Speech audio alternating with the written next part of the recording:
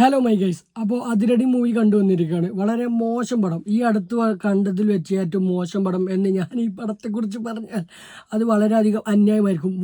Fun packed entertainment കിഡു പടം, വേറെ level പടം, രക്ഷയില്ല. കോമഡി ആകട്ടെ, ഇമോഷൻസ് ആകട്ടെ, അങ്ങനെ പലതര വികാരങ്ങളിലൂടെ കടന്നു പോകുന്ന പടം.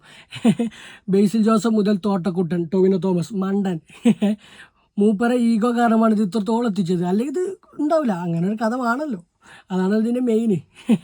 ഇതിൽ നെഗറ്റീവ് എനിക്ക് ഒരൊറ്റ കാര്യം പറയാനുള്ളൂ. ഇതിൻ്റെ അണിയറ പ്രവർത്തകർ ഒന്ന് ശ്രദ്ധിക്കണം. എന്തെന്ന് വെച്ചാൽ ഇതിൽ ചില ഭാഗങ്ങളിൽ, ഫസ്റ്റ് ഹാഫിൽ ചില ഭാഗങ്ങളിൽ ഡയലോഗ് പറയുമ്പോൾ BGM മുകളിലാണ്, അതുമൂലം ഡയലോഗ് കേൾക്കണില്ല. അത് ഇതിൻ്റെ അണിയറ പ്രവർത്തകർ ഒന്ന് ശ്രദ്ധിക്കണമെന്ന് വിനീതമായി അഭ്യർത്ഥിക്കുന്നു. അത് എൻ്റെ ഇപ്പോൾ വന്നവർക്കും തോന്നിയാണ്, എനിക്കും തോന്നിയാണ്. എനിക്ക് ആദ്യം നേരത്തെ തോന്നിയാണ്. അപ്പോൾ അത് മാത്രമേ എനിക്ക് ഇതിന് നെഗറ്റീവ് പറയാനുള്ളൂ. ബാക്കിയൊരു നെഗറ്റീവ് ഇതിന് പറയാനുള്ള കിടിലം പടമാണ്. തോട്ടക്കുട്ടൻ അടിപൊളിയായിരുന്നു, ടൊവിനോ തോമസ്, ബേസിൽ ജോസഫ് കിടിലായിരുന്നു. പിന്നെ ഇതിലൊരു ക്യാമിയോ ഉണ്ട് ലാസ്റ്റ്, അത് എല്ലാവർക്കും അറിയാം. പക്ഷേ ഞാൻ പറയുന്നില്ല, ക്യാമിയായിട്ട് നിൽക്കട്ടെ. അത് ലിറ്ററലി തിയേറ്റർ കത്തിച്ചു. മൂപ്പരുടെ ഫാൻ ബേസ് ആണ് അത്രത്തോളമായിരുന്നല്ലോ. അപ്പോൾ ഈ പടത്തെക്കുറിച്ച് എനിക്ക് ഇത്ര പറയാനുള്ളൂ. 1 ടൈം വാച്ചബിളാണ് തിയേറ്ററിൽ, ചിലപ്പോൾ 2 ടൈം വാച്ചബിൾ ആയിരിക്കും. അത് ഓരോരുത്തർ ഇഷ്ടം പോലെ.